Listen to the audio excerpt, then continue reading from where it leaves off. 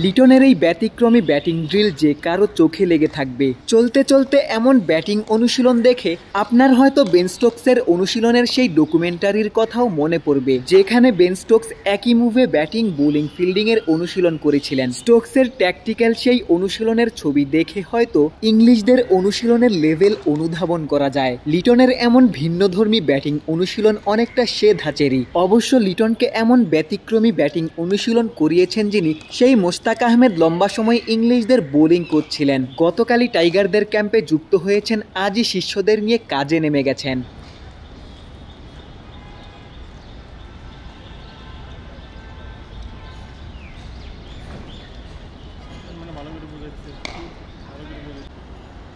পাকিস্তানি কিংবদন্তি স্পিনার মোস্তাক আহমেদ মূলত বাংলাদেশের স্পিন বোলিং কোচ। জাতীয় দলের ক্যাম্পে এখনও স্পিনাররা যুক্ত হননি, তবে লিটন সৌম্যরা শেরেবাংলার ইনডোরে অনুশীলন করেছেন। মোস্তাক আহমেদ লিটনের বল বয় বনে গেলেন। কিংবদন্তিরা হয়তো এমনই হন। মোস্তাক আহমেদের কোচিং ক্যারিয়ার কতটা সমৃদ্ধ, লিটনকে সাথে নিয়ে এমন ভিন্নধর্মী ওয়ার্ক এথিক্সেই তা প্রদর্শন করলেন।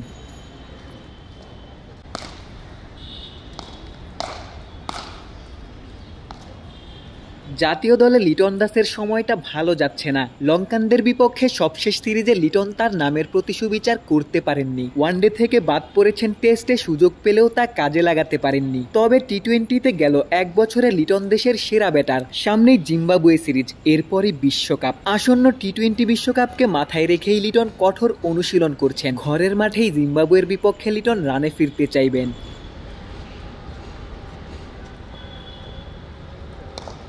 লিটন এতটাই স্টাইলিশ ব্যাটিং করেন, যে কোনো কোচই প্রথম দেখায় লিটনের ব্যাটিং পছন্দ করেন। লিটনকে নিয়ে আলাদা কাজ করতে চান। মোস্তাক আহমেদও ব্যতিক্রম নন। টাইগারদের সাথে প্রথম অ্যাসাইনমেন্টেই মোস্তাক লিটনকে নিয়ে কাজ করেছেন। লিটনের সমস্যা বোঝার চেষ্টা করেছেন, ভুল ত্রুটি শুধরে দিয়েছেন।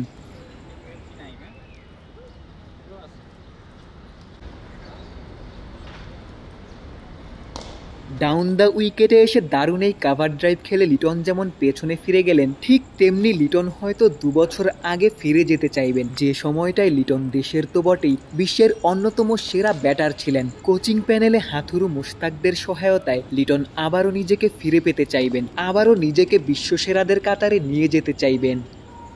শেরেবাংলা জাতীয় ক্রিকেট স্টেডিয়াম থেকে ক্যামেরায় আমিনুল ইসলাম সুজনের সঙ্গে গোলাম সারোয়ার, ক্রিকেট 97।